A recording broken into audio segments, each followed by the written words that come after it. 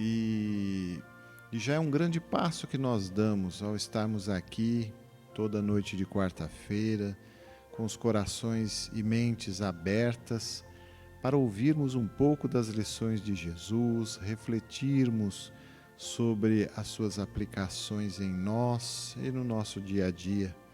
Esse é o grande passo, é o primeiro passo para o nosso aprimoramento espiritual.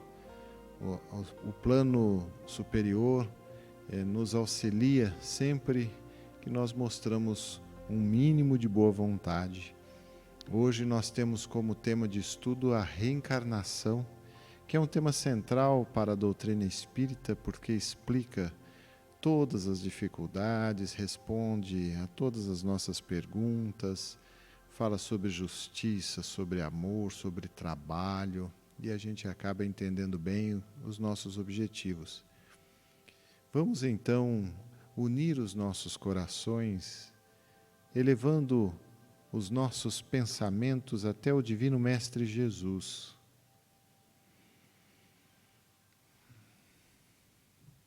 Senhor Jesus, aqui estamos, com o desejo de compreender um pouco mais as suas lições.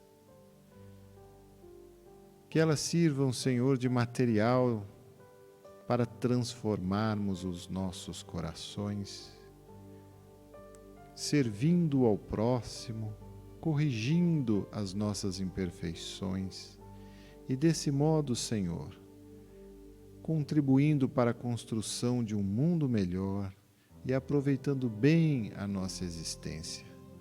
Te agradecemos, Mestre, por essa oportunidade maravilhosa.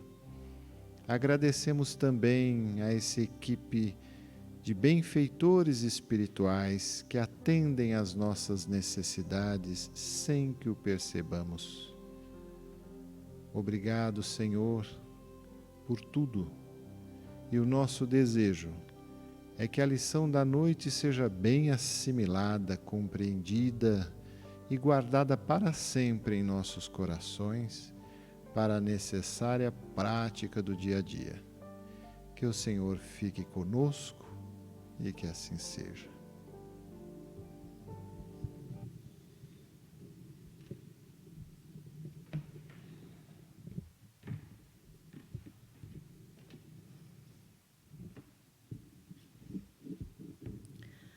Vamos agora para a leitura de uma cartinha, depoimento de uma mãezinha que frequentou o curso de orientação maternal aqui na casa.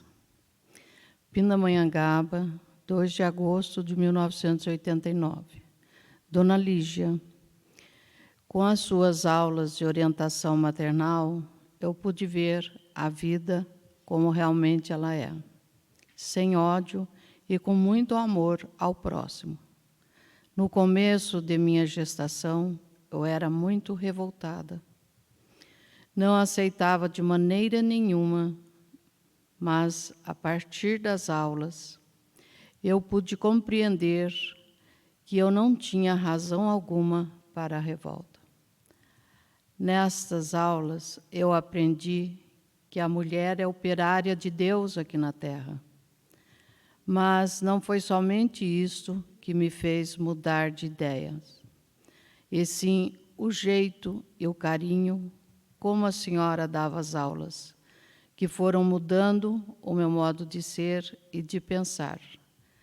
Passei a ser uma pessoa mais feliz. Aprendi a ajudar mais o meu semelhante, dar mais tranquilidade ao filho que estava no meu ventre, e o valor de ser mãe. Um abraço da sua aluna Eliana Aparecida Alves dos Santos.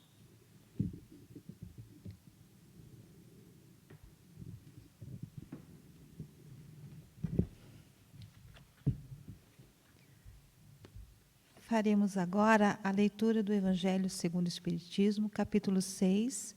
Ninguém poderá ver o reino de Deus se não nascer de novo. Ora, desde o tempo de João Batista até o presente, o reino dos céus é tomado pela violência e são os violentos que o arrebatam, pois que assim o profetizaram todos os profetas até João, e também a lei. Se quiserdes compreender o que vos digo, ele mesmo é o Elias que há de vir. Ouça aquele que tiver ouvidos de ouvir. Mateus, capítulo 11, versículos de 12 a 15. Se o princípio da reencarnação, conforme se acha expresso em João, podia, a rigor, ser interpretado em sentido puramente místico, o mesmo já não acontece com esta passagem de Mateus, que não permite equívoco. Ele mesmo é o Elias que há de vir.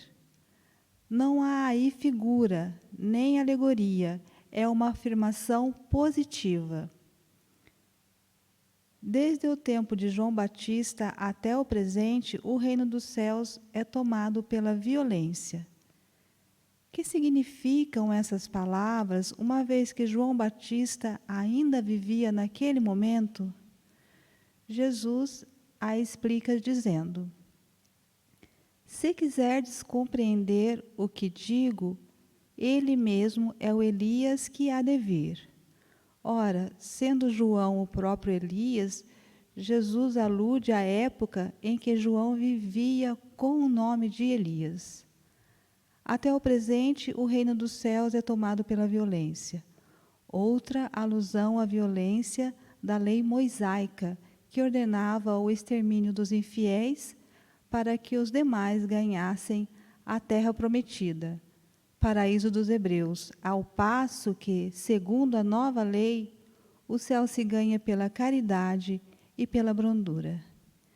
E acrescentou: ouça aquele que tiver ouvidos de ouvir. Essas palavras que Jesus tanto repetiu, claramente dizem que nem todos estavam em condições de compreender certas verdades.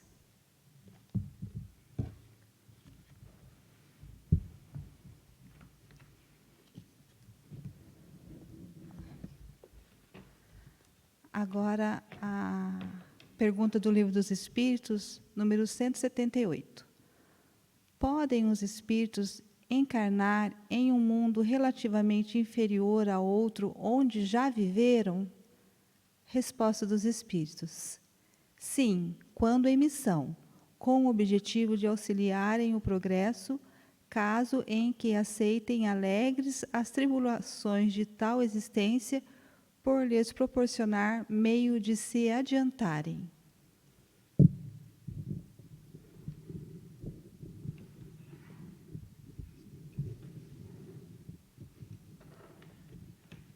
Meus amigos, boa noite, que Jesus nos abençoe. Esse tema da reencarnação, como antecipou o André, é o tema central na doutrina espírita. Ele permite várias considerações a respeito, por ser assim de suma importância para o nosso entendimento. Eu vou me ater um pouquinho sobre uma passagem que nós lemos na semana passada, que foi dada a continuidade hoje, que foi o encontro de Jesus com Nicodemos, que era um doutor da lei, e saiu dali da conversa com o Cristo sem entender direito a reencarnação, porque ele perguntou várias vezes a Jesus como seria possível uma pessoa adulta, um velho, entrar de volta no ventre de uma mãe. Ou seja, o Cristo explicou para ele que o que era matéria é matéria, o que era espírito, espírito. Ele ainda sem entender, o Cristo de algum modo falou: mas você é um doutor da lei, você ensina.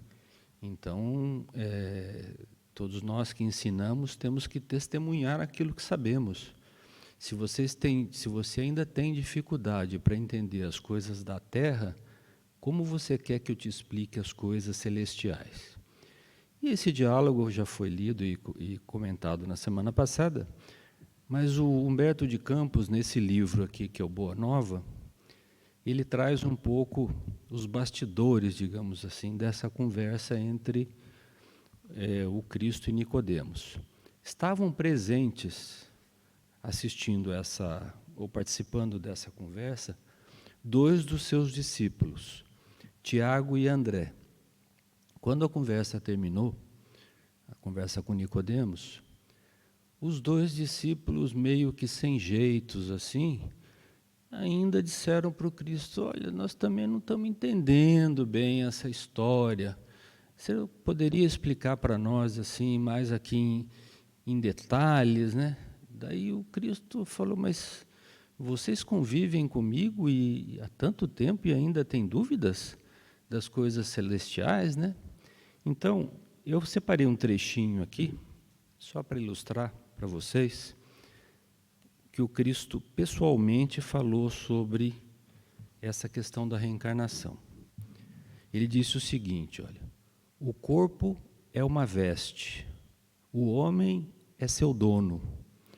Toda roupagem material acaba rota, porém o homem que é filho de Deus encontra sempre em seu amor. Vocês vão entender porque eu estou frisando isso. Os elementos necessários à mudança do vestuário. A morte do corpo é essa mudança indispensável. Por quê? Olhem bem agora.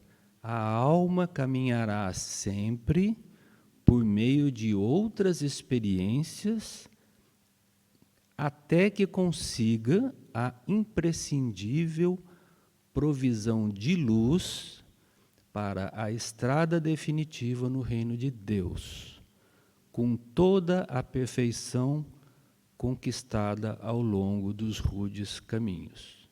Ou seja, falou tudo.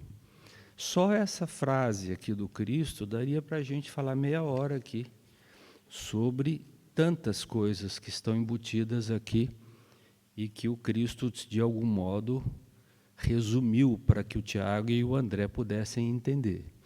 Então, uma das mais importantes, né, fora especificar claramente, né, que a reencarnação é o retorno de um espírito que já viveu de volta à Terra, ele explicou os motivos. Porque se não existisse a reencarnação, não haveria justiça. Deus não seria justo. Nós não conseguiríamos explicar por que uma criança nasce paralítica e a outra perfeitamente sã. Não teria explicação. Deus seria um ser tirânico, que daria a uma medida e a outro uma medida diferente. Por isso que o Cristo sublinhou aqui a palavra amor, porque na cabeça dos apóstolos, eles estavam ainda pensando muito na lei antiga, que também foi lida na noite de hoje. E a lei antiga, que é a lei mosaica, a lei de talião, que é de olho por olho, dente por dente, mandava, né, que se devolvesse na mesma moeda aquilo que acontecesse com a pessoa. Então, se isso acontecesse de forma sequencial, os discípulos ainda perguntaram isso para o Cristo, sempre teria que ter um assassino para cumprir com o assassinato que ele sofreu e assim indefinidamente. Então, o Cristo lembrou a eles, falou: mas vocês estão esquecendo de uma coisa muito importante. O primeiro mandamento, lá da lei mosaica, o primeiro mandamento lá, dos 10 mandamentos, é: amarás a Deus com o teu coração, com toda a sua força. Então, como que você pode amar a Deus fazendo mal a um semelhante teu? E eu venho trazer a lei do amor. Foi aqui nessa passagem, nesta conversa, digamos assim, muito individual ali entre os 3, que o Cristo falou aquela célebre frase que nós usamos muito, que o amor cobre a multidão dos nossos pecados. Porque não é necessário que haja um escândalo para cobrir o outro escândalo. Porque se no meio desses episódios houver alguém que ame, alguém que perdoe, alguém que saiba perdoar, que saiba deixar para lá, que saiba amar verdadeiramente o seu semelhante, aquele mal se extinguirá. Ele se extingue com o amor. Mas o Cristo ainda falou outra coisa, não menos importante, nesta mesma conversa, nesse mesmo diálogo. Ele deixou claro, porque, para entender um pouco, é o seguinte: André e Tiago falaram, bom, nós entendemos. Então não seria bom, mestre, que você divulgasse isso aí no sermão de amanhã para todo o povo e tal? E o Cristo falou para eles, gente, saiu daqui um doutor da lei sem entender o que eu tinha explicado. Vocês dois tiveram dificuldade e vieram me perguntar, você acha que eu vou conseguir explicar isso para todo um povo ainda inculto, cheio ainda de figuras simbólicas na cabeça? Não. Eu vou mandar no futuro o Consolador prometido, que é a doutrina espírita. Então, vocês vejam que nessa mesma lição, ele inaugura, ou seja, tira o véu completo sobre o tema da reencarnação. Ele avisa que vai mandar o Consolador prometido, ressalta que a lei do amor prevalece sobre a lei do talião, a lei do olho por olho e dente por dente, não é? E explica o mecanismo da reencarnação para os seus discípulos. Ou seja, tudo claro. E aí, se vocês quiserem, apenas aqui em função do tempo, para pegar um único simbólico exemplo, nós poderíamos dizer, vamos pegar uma família, 2 filhos que nascem, vamos supor do mesmo sexo, 2 meninos, duas meninas, são criados do mesmo modo, só que ao crescer, um é amoroso, caridoso, se preocupa com os pais, não dá trabalho, né? Procura sempre ajudar na família. O outro não, criado do mesmo jeito, da mesma família, e o outro não, o outro é mais difícil, está sempre cobrando dos pais alguma coisa, está sempre reclamando, pedindo mais, está sempre exigindo dos pais alguma coisa que ele não tem, que são perfis completamente diferentes. Como isso é possível? A genética não explica isso, porque os dois são filhos do mesmo casal. Simplesmente porque os dois são espíritos eternos, gente. São 2 espíritos com uma bagagem infinita de vidas anteriores, de relações entre eles próprios, entre eles o pai e a mãe. Então, aí é que importa que a doutrina espírita venha trazer o conceito do amor, da caridade, porque se esses pais entenderem esse mecanismo, souberem que todo esse relacionamento, quando acontece, no caso de um filho problema, vamos falar assim do exemplo que nós estamos dando aqui, acontece no nosso lar, debaixo do nosso teto, é porque aquele filho está nos demandando algo que nós deixamos de dar para ele. Ele está nos cobrando alguma coisa que nós fizemos para ele, alguma coisa que nós deixamos a dever a ele, enquanto que o outro não.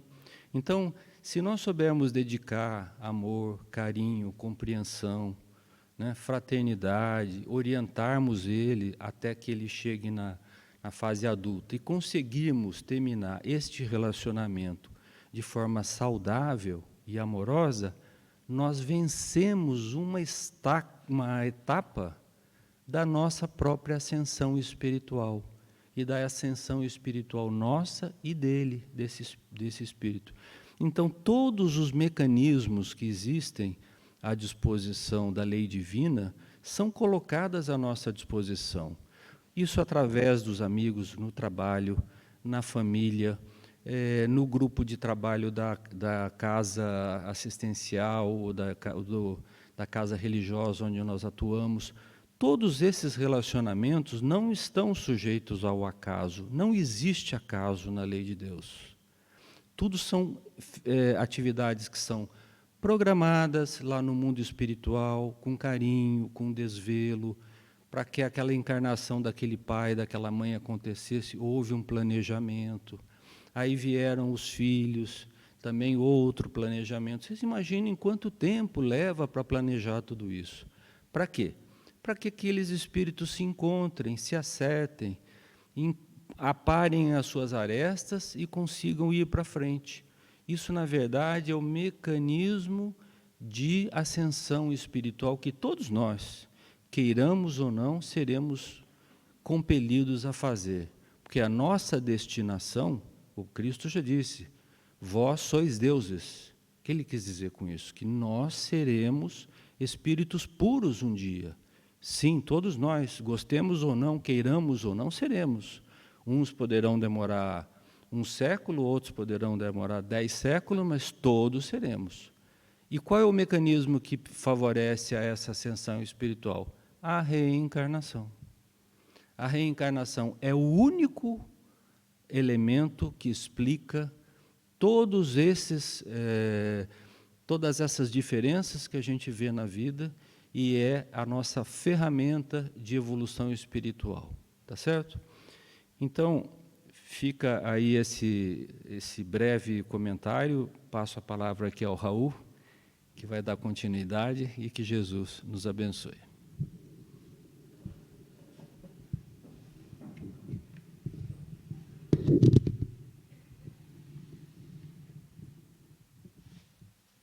Boa noite.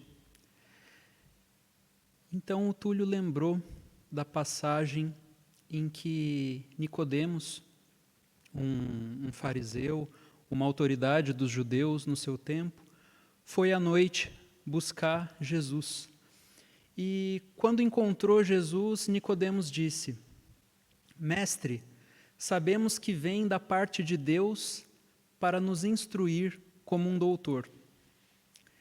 A gente vê que Nicodemos compreendeu o papel que Jesus vinha fazer ali melhor do que a maioria das pessoas, porque quase sempre Jesus era buscado, e Jesus ainda é buscado, porque a gente busca o benefício, porque a gente espera que de alguma forma Jesus possa fazer por nós, Jesus possa aliviar os nossos problemas, Jesus possa facilitar os nossos caminhos. E Nicodemos buscou Jesus como um instrutor, como um mestre, porque ele sabia que Jesus vinha nos ensinar. Isso nos lembra também aquela passagem em que Jesus caminhava pela Samaria e, ao se aproximar de um poço, encontrou uma mulher e disse a ela: essa água que você busca nesse poço, você vai ter que buscá-la todos os dias, porque a água desse poço mata a sua sede num dia, mas no dia seguinte você torna a ter sede, e você tem que buscar a água novamente. Eu, porém, posso te oferecer da água viva, que se você beber, nunca mais você terá sede. Então esse é o principal propósito que Jesus vem nos chamar, para que a gente busque esse conhecimento. E aqui estamos nós também. Viemos à noite, nessa reunião, buscar Jesus, para que a gente possa também aprender. E o que Jesus disse a Nicodemos foi: ninguém poderá ver o reino de Deus se não nascer de novo. Ninguém, porque as leis divinas são para todos. Não tem exceção, não existem privilegiados, não tem ninguém que por nenhuma condição tenha um caminho facilitado ou que não tenha que passar por todas as provas que fazem parte da caminhada. E ele disse: ninguém poderá ver o reino de Deus. Ele não disse ainda nem chegar ao reino de Deus, ou entrar no reino de Deus, ou habitar o reino de Deus, porque antes de chegar, a gente precisa ver, a gente precisa enxergar. E acontece que muitas vezes, ou quase sempre, a gente não sabe aquilo que a gente ainda não sabe. Então, assim, a gente sabe de algumas coisas, mas e as coisas que a gente não sabe? A gente nem sabe quais são as coisas que a gente ainda não sabe. E o quão longe a gente está de saber todas as coisas? O que a gente teve tempo de conhecer, nessa breve existência que nós temos aqui nesse plano, o que é isso perto do oceano de conhecimentos que ainda nos resta ter sobre o universo, sobre a vida, o quanto ainda nos falta aprender. Então, para que a gente possa ver o reino de Deus, é preciso nascer de novo. E esse de novo, como o Túlio lembrou, não tem um número fixo. Não existe determinada quantidade de encarnações pelas quais a gente vai ter que passar. O que significa que pode ser um caminho mais longo ou um caminho abreviado, dependendo das escolhas que a gente fizer. O reino de Deus, a que Jesus fala, não vem com aparência exterior. Ele, embora muitas vezes a gente imagine o reino de Deus como sendo um lugar na vida espiritual para onde a gente vai, ou a condição do planeta Terra após a sua regeneração, mas, antes de tudo, o reino de Deus é uma outra forma de viver a vida. E muitas pessoas, enquanto ainda estão aqui na Terra, já estão vendo o reino de Deus, pela forma como se portam, como se conduzem. E aí a gente lembra daquela música que a gente cantava no grupo vocal, a música Chico Bondade, aquela parte que diz: sonho lindo ver o mundo pelo seu olhar, a esperança, vida eterna, sol de amor no peito, no peito. Imagina ver o mundo pelo olhar do Chico. A forma como o Chico, com todo o seu amor, com todo o seu desprendimento, olhava para as outras criaturas, olhava para as situações pelas quais ele passava. Se isso já não é viver o reino de Deus aqui na Terra, né? Antes mesmo de que a Terra inteira se transforme, antes mesmo de que a gente chegue numa outra região espiritual. Então,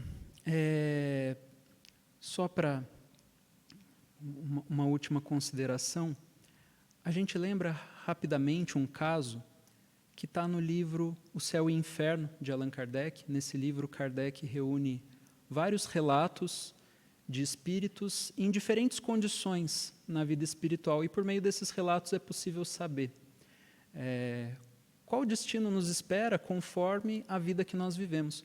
E tem um relato que é muito interessante, de um espírito que já se encontra numa situação muito feliz. Esse espírito foi uma mulher aqui na Terra, ela era uma condessa chamada Paula, e na descrição diz que ela tinha tudo o que uma pessoa poderia desejar desse mundo.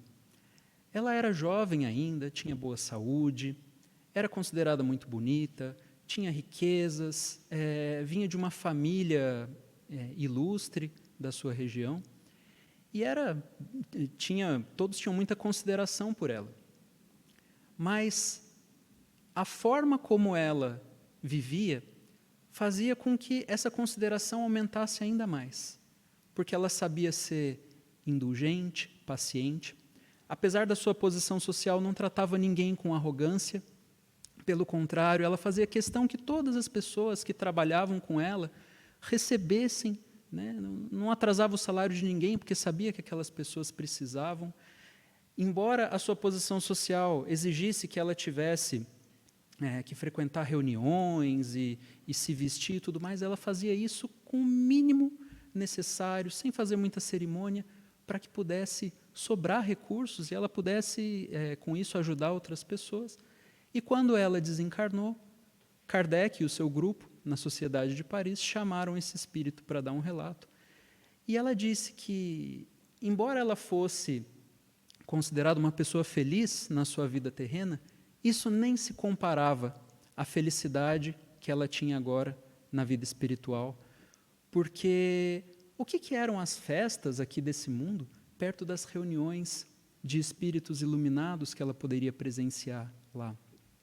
O que eram os nossos passeios ao bosque, às praças, perto daquilo que era dado a ela conhecer nas regiões em que ela estava, né? Tantos mundos, tantas situações. E, no entanto, ela diz o seguinte, que para chegar a essa situação feliz foi preciso muita luta. Aquela encarnação não tinha sido por conta dessa encarnação que ela tinha conseguido o mérito dela, mas por uma série de outras encarnações anteriores que ela escolheu voluntariamente, existências de prova, por meio da miséria, por meio do trabalho intenso, porque ela sabia que essas existências de prova e de luta é que a fortaleceriam para que ela pudesse enfrentar a mais difícil de todas. E assim ela diz em relação a essa sua última vida. A prova mais difícil de todas para ela foi viver uma vida de completo bem-estar, sem passar por nenhum desgosto. E muitas pessoas, ela diz, se apressam. Muitos espíritos se apressam em ter uma existência como essa, querem ter a existência da riqueza, da beleza, da juventude, da saúde, de todas as condições favoráveis, mas ela alerta que, sem estar preparados para isso, a gente cai pela nossa própria inexperiência. A gente tomba. Então ela diz que a gente saiba que todos nós, os que nesse momento passam por lutas, passam por dificuldades e talvez olhem para a vida de outras pessoas dizendo, puxa vida, como seria bom ter essa vida, né? Olha só que vida tranquila, feliz. A gente compara muitas vezes a nossa vida com a dos outros e esse espírito diz para a gente, todos vão ter a sua vez de ter essa vida considerada privilegiada, mas não se apressem em pedi-la antes da hora, se preparem. E aqueles que nesse momento estão passando por essa prova, façam as melhores escolhas que vocês puderem. Então, que a gente possa, nós que viemos aqui à noite, buscar Jesus como o Mestre, que nos instrui, que nos dá o conhecimento para que a gente possa vencer diariamente na nossa prova, que a gente possa aplicar essas lições à luz do dia, durante a nossa semana, durante a nossa caminhada. Que Jesus nos inspire.